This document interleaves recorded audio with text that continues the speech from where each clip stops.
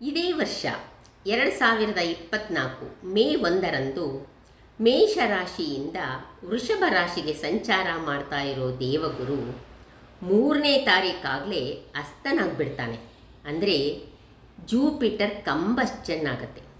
ಹಾಗೆ ಅಸ್ತನಾದ ದೇವಗುರು 12 ರಾಶಿಗಳ ಮೇಲೆ ಏನು ಪರಿಣಾಮವನ್ನು ಬೀರಬಹುದು ಅನ್ನೋದನ್ನು ನಾನಿವತ್ತು ನಿಮಗೆ ಇಲ್ಲಿ ಹೇಳ್ತಾ ಇದ್ದೀನಿ.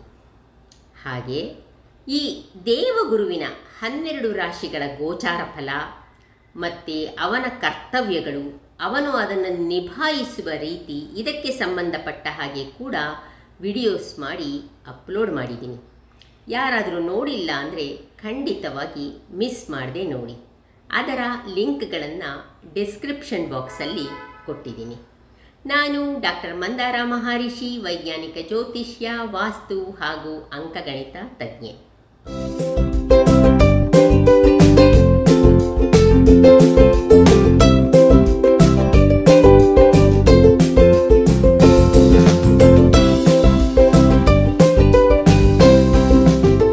ದೇವಗುರು ಒಂದು ರಾಶಿನಲ್ಲಿ 1 ವರ್ಷ ಇರ್ತಾನೆ. ಹಾಗೆ ಸೂರ್ಯ ಒಂದು ರಾಶಿನಲ್ಲಿ 1 ತಿಂಗಳು ಇರ್ತಾನೆ. ಹಾಗಾಗಿ ಪ್ರತಿ ವರ್ಷ ದೇವಗುರು 1 ತಿಂಗಳವರೆಗೆ ಅಸ್ತನಾಗ್ಬಿಡ್ತಾನೆ. ಈ ಅಸ್ತಗುರುವನ್ನು ದಹನ ಗುರು ಅಂತ ಕೂಡ ಹೇಳಲಾಗತ್ತೆ. ಗುರು ಹೀಗೆ ಅಸ್ತನಾದಾಗ ಬಹಳ ದುರ್ಬಲನಾಗಿ ಬಿಡ್ತಾನೆ, ಬಹಳ ವೀಕ್ ಆಗಿಬಿಡ್ತಾನೆ. ಒಳ್ಳೆಯ ಪ್ರಯೋಜನಕಾರಿಯಾಗುವಂಥ ಫಲಿತಾಂಶಗಳನ್ನು ಕೊಡುವ ಸಾಮರ್ಥ್ಯ ಅವನಿಗೆ ಇರೋದಿಲ್ಲ. ಅಂಥ ಸಮಯದಲ್ಲಿ ಅದು ಮನುಷ್ಯನ ಮೇಲೆ ಕೂಡ ಪರಿಣಾಮವನ್ನು ಬೀರುತ್ತೆ. ಅಂದರೆ ಆತ್ಮವಿಶ್ವಾಸದಲ್ಲಿ ಕೊರತೆ ಉಂಟಾಗತ್ತೆ, ಸಾಮರ್ಥ್ಯದಲ್ಲಿ ಕೊರತೆಯಾಗತ್ತೆ, ಏನಾದರೂ ನಿರ್ಧಾರಗಳನ್ನು ತೆಗೆದುಕೊಳ್ಳುವುದರಲ್ಲಿ ಒಂದು ರೀತಿ ಹಿನ್ನಡೆಯಾಗ್ತಾ ಇರುತ್ತೆ. ಹಾಗೆ ಏನೋ ಒಂದು ರೀತಿ ಅನಿರ್ದಿಷ್ಟತೆಗೆ ಕಾರಣವಾಗತ್ತೆ.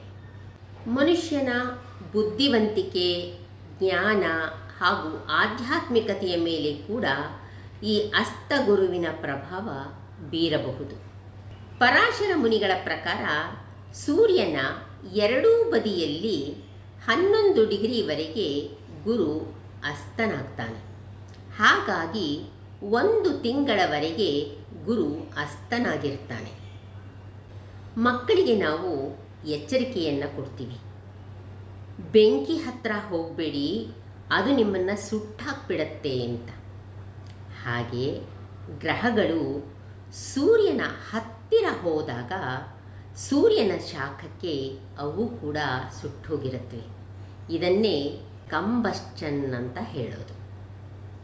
ಈಗ ಇನ್ನೂ ಒಂದು ಉದಾಹರಣೆ ಹೇಳ್ತೀನಿ. ಎಲ್ಲ ಕಡೆ ಬಿಸಿಲು ತುಂಬ ಜೋರಾಗಿದೆ. ಎಲ್ಲಾದರೂ ಹೊರಗಡೆ ಓಡಾಡ್ಕೊಂಡು ಬಂದ ನಂತರ ಏನೋ ಒಂದು ರೀತಿ ಟಯರ್ಡ್ನೆಸ್ ಕಾಣಿಸೋದಕ್ಕೆ ಶುರುವಾಗುತ್ತೆ, ಒಂಥರ ವೀಕ್ನೆಸ್ ಆಗೋದಕ್ಕೆ ಶುರುವಾಗುತ್ತೆ. ಏನೂ ಕೆಲಸ ಮಾಡಬೇಕು ಅನ್ನೋ ಇಂಟ್ರೆಸ್ಟ್ ಬರೋದಿಲ್ಲ, ಮಲಗಿಬಿಡೋಣ ಅಂತ ಅನಿಸುತ್ತೆ. ಯಾಕೆ ಅಂದರೆ ಸೂರ್ಯನ ಶಾಖಕ್ಕೆ ಬಾಡಿ ವೀಕ್ ಆಗಿರುತ್ತೆ. ಅದೇ ರೀತಿ ಗ್ರಹಗಳೂ ಕೂಡ ಸೂರ್ಯನ ಹತ್ತಿರ ಹೋದಾಗ ಅದರ ಶಾಖಕ್ಕೆ ಬಹಳ ವೀಕ್ ಆಗಿಬಿಟ್ಟಿರುತ್ತೆ. ಹೀಗೆ ಅಸ್ತನಾದ ಗುರುವಿಗೆ ಹೆಚ್ಚಿಗೆ ಕೆಲಸವನ್ನು ಮಾಡೋ ಸಾಮರ್ಥ್ಯ ಇರೋದಿಲ್ಲ.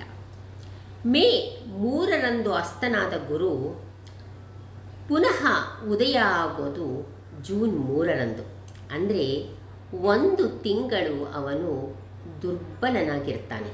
ಅವನಿಂದ ಯಾವುದೇ ಒಳ್ಳೆಯ ಫಲಗಳನ್ನು ನಿರೀಕ್ಷೆ ಮಾಡೋದಕ್ಕೆ ಸಾಧ್ಯ ಇಲ್ಲ. ಹಾಗಂತ ಆ ಅಸ್ತಗುರು ನಿಮಗೆ ಖಂಡಿತ ಕೆಟ್ಟದ್ದನ್ನು ಮಾಡೋದಿಲ್ಲ. ನಿಮಗೆ ಸಿಗಬೇಕಾದ ಒಳ್ಳೆಯ ಫಲಗಳು ನಿಧಾನ ಆಗುತ್ತೆ ಅಷ್ಟೆ. ಮೇಷ, ಕಟಕ, ಕನ್ಯಾ, ವೃಶ್ಚಿಕ ಹಾಗೂ ಮಕರ ರಾಶಿಗಳಿಗೆ ಒಳ್ಳೆಯ ಗುರುಬಲ ಇದ್ದರೂ ಕೂಡ ಈ 1 ತಿಂಗಳು ಗುರುವಿನಿಂದ ಒಳ್ಳೆಯ ಫಲಗಳನ್ನು ನಿರೀಕ್ಷೆ ಮಾಡೋದಕ್ಕೆ ಸಾಧ್ಯ ಇಲ್ಲ. ಮಿಥುನ, ತುಲಾ ಹಾಗೂ ಧನಸ್ಸು ರಾಶಿಗಳಿಗೆ ದುಸ್ಥಾನದಲ್ಲಿ ಇರುವ ಗುರು ಆಲ್ರೆಡಿ ವೀಕ್ ಆಗಿರ್ತಾನೆ. ಹಾಗಾಗಿ ಅಸ್ತನಾದಾಗ ಇನ್ನೂ ವೀಕ್ ಆಗಿಬಿಡ್ತಾನೆ. ವೃಷಭ, ಸಿಂಹ, ಕುಂಭ ಹಾಗೂ ಮೀನ ರಾಶಿಗಳಿಗೆ ಕೂಡ ಗುರು ಬಹಳ ವೀಕ್ ಆಗಿರ್ತಾನೆ. ಹಾಗಾಗಿ ಒಂದು ತಿಂಗಳು ಗುರುವಿನಿಂದ ಯಾವುದೇ ಫಲಗಳನ್ನು ನಿರೀಕ್ಷೆ ಮಾಡೋದಕ್ಕೆ ಸಾಧ್ಯ ಇಲ್ಲ. ಗುರು ಹೀಗೆ ಅಸ್ತನಾದಾಗ ಬಹಳ ದುರ್ಬಲನಾಗೋದ್ರಿಂದ ಈ ಒಂದು ತಿಂಗಳು ಯಾವುದೇ ಶುಭ ಕಾರ್ಯಗಳನ್ನು ಕೂಡ ಮಾಡೋದಕ್ಕೆ ಸಾಧ್ಯ ಇಲ್ಲ. ಹಾಗಾದರೆ ಈ ಅಸ್ತಗುರುವಿಗೆ ಏನು ಪರಿಹಾರನೇ ಇಲ್ವಾ? ಖಂಡಿತ ಇದೆ. ಶಿವನಾಮವನ್ನು ಬಿಟ್ಟರೆ ಇನ್ಯಾವುದಕ್ಕೂ ಈ ಅಸ್ತಗುರುವಿನಿಂದ ಕಾಪಾಡೋದಕ್ಕೆ ಆಗೋದಿಲ್ಲ. ಹಾಗಾಗಿ ಶಿವ ಪಂಚಾಕ್ಷರಿ ಮಂತ್ರವನ್ನು, ಅಂದರೆ ಓಂ ನಮಃ ಶಿವಾಯ, ಇದನ್ನು ಪಠಿಸ್ತಾ ಇರಿ. ಯಾರಿಗೆ ಗುರು ಶುಭ ಸ್ಥಾನದಲ್ಲಿ ಇದ್ದಾನೋ ಅವರು ಶಿವ ಪಂಚಾಕ್ಷರಿ ಮಂತ್ರದ ಜೊತೆಗೆ ಗುರು ಗಾಯತ್ರಿ ಮಂತ್ರವನ್ನು ಕೂಡ ಪಠಿಸಿ. ಯಾರಿಗೆ ಗುರು ಅಶುಭ ಸ್ಥಾನದಲ್ಲಿ ಇದ್ದಾನೋ ಅವರು ಶಿವ ಪಂಚಾಕ್ಷರಿ ಮಂತ್ರದ ಜೊತೆಗೆ ಗುರು ಪೀಡಾ ಪರಿಹಾರ ಮಂತ್ರವನ್ನು ಕೂಡ ಪಠಿಸಿ. ಇದನ್ನು ಪಠಿಸೋದ್ರಿಂದ ಸ್ವಲ್ಪ ಮಟ್ಟಿಗೆ ಮನಸ್ಸಿಗೆ ನೆಮ್ಮದಿ ದೊರೆಯುತ್ತೆ. ಈ ಗುರು ಗಾಯತ್ರಿ ಮಂತ್ರ ಹಾಗೂ ಗುರು ಪೀಡಾ ಪರಿಹಾರ ಮಂತ್ರವನ್ನು ನನ್ನ ಹಿಂದಿನ ವಿಡಿಯೋ ಗುರು ಗೋಚಾರ ಫಲದಲ್ಲಿ ನಾನು ಕೊಟ್ಟಿದ್ದೀನಿ. ಅಸ್ತಗುರು 12 ರಾಶಿಗಳ ಮೇಲೆ ಬೀರುವ ಪರಿಣಾಮ ಹಾಗೂ ಅದಕ್ಕೆ ಏನು ಪರಿಹಾರ ಅನ್ನೋದನ್ನು ಹೇಳಿದ್ದೀನಿ. ಈ ಪರಿಹಾರಗಳನ್ನು ಖಂಡಿತವಾಗಿ ತಪ್ಪದೇ ಮಾಡಿ. ಜೊತೆಗೆ ನಿಮ್ಮ ಮನಸ್ಸಲ್ಲಿ ಪಾಸಿಟಿವ್ ಥಿಂಕ್ ಮಾಡಿ. ಆಗ ಈ ಪರಿಹಾರಗಳು ಚೆನ್ನಾಗಿ ವರ್ಕ್ ಆಗುತ್ತೆ. ಮುಂದಿನ ವಿಡಿಯೋದಲ್ಲಿ ಇನ್ನೊಂದು ಇಂಟ್ರೆಸ್ಟಿಂಗ್ ಟಾಪಿಕ್ ತಗೊಂಡು ನಿಮ್ಮ ಮುಂದೆ ಹಾಜರಾಗ್ತೀನಿ. ಈ ವಿಡಿಯೋ ನಿಮಗೆ ಇಷ್ಟ ಆಗಿದ್ದಲ್ಲಿ ಖಂಡಿತವಾಗಿ ಒಂದು ಲೈಕ್ ಕೊಡಿ, ನಿಮ್ಮವರೊಂದಿಗೆ ಶೇರ್ ಮಾಡಿಕೊಳ್ಳಿ. ಹಾಗೆ ಚಾನಲನ್ನು ಸಬ್ಸ್ಕ್ರೈಬ್ ಮಾಡೋದನ್ನು ಮರಿಬೇಡಿ. ಹಾಗೆ ಬೆಲ್ ಐಕಾನ್ ಕೂಡ ಪ್ರೆಸ್ ಮಾಡಿ. ಮತ್ತು ನಿಮ್ಮ ಅಮೂಲ್ಯವಾದ ಕಾಮೆಂಟ್ಗಳನ್ನು ಕಾಮೆಂಟ್ ಸೆಕ್ಷನ್ನಲ್ಲಿ ಕೊಡೋದ್ರ ಮೂಲಕ ನನಗೆ ಪ್ರೋತ್ಸಾಹ ಕೊಡಿ.